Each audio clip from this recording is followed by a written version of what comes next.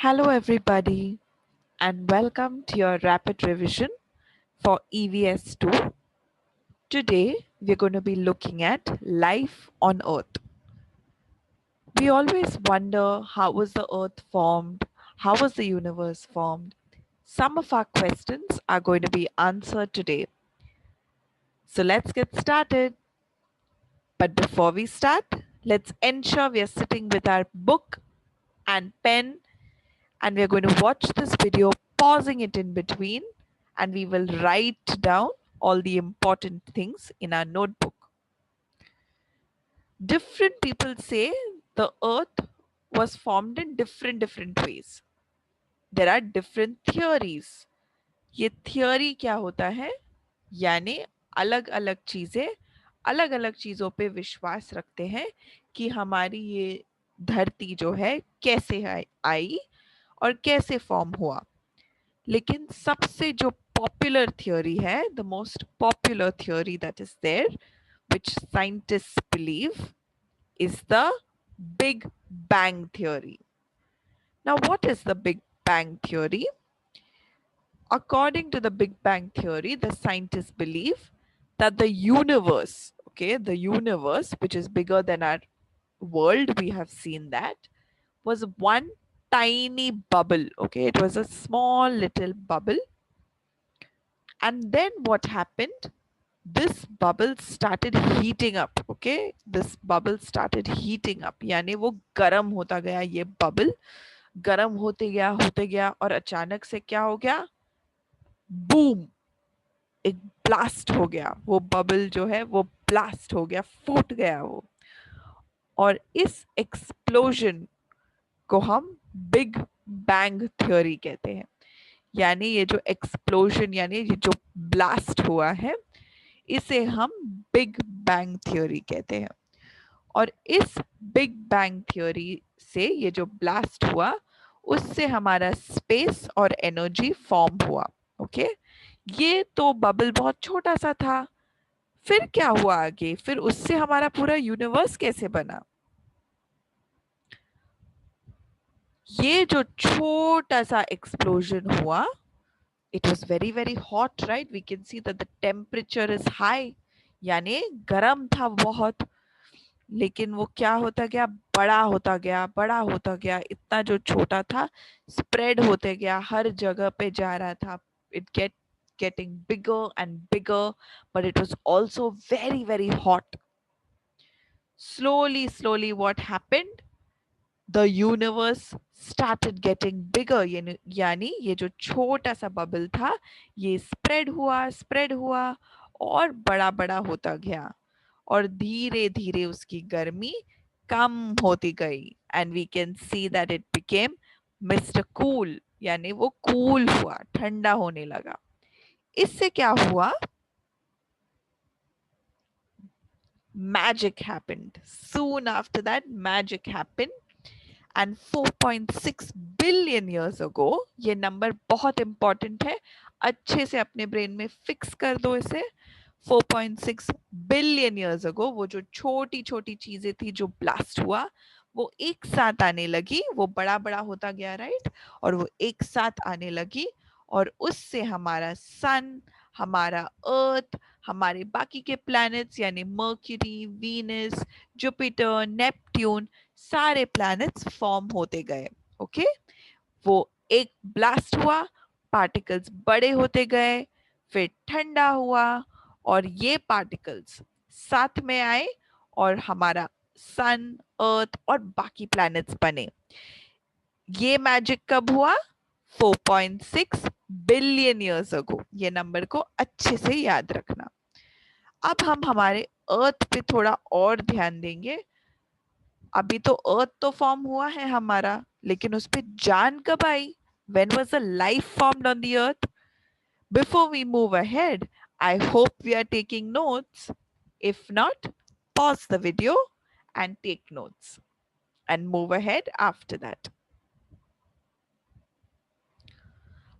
हमारा अर्थ फॉर्म तो हो गया, लेकिन उसके बहुत साल बाद, यानी after many years, water was formed. Water came into existence much later. और जो पहला जान आया, the first life was formed in water. Was it formed on land? No. Was it formed in the air? No. The first life, यानी the first living thing जिसपे जान थी, that was formed in water. और इसे हम क्या कहते हैं? We called it protozoa. ये बहुत इंपॉर्टेंट नाम है. हम ये फन फैक्ट की तरह भी बोल सकते हैं. What was the first living thing that was called protozoa? It had only one cell. It was unicellular. Unicellular.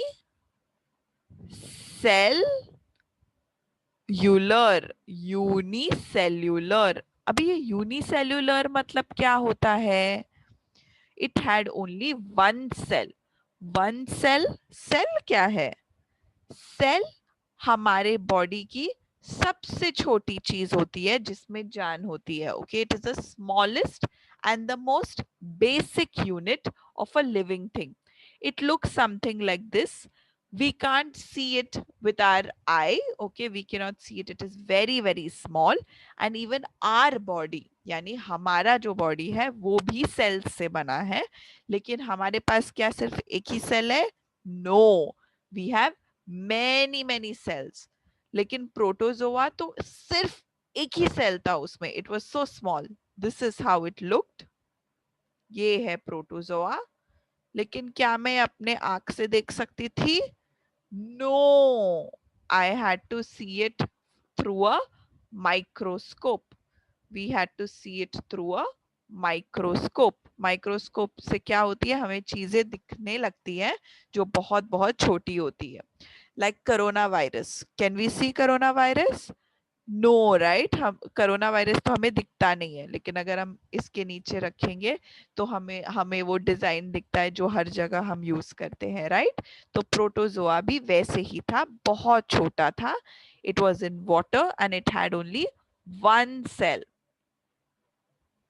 So keep this in mind. These are very important. Make sure you write it in your book.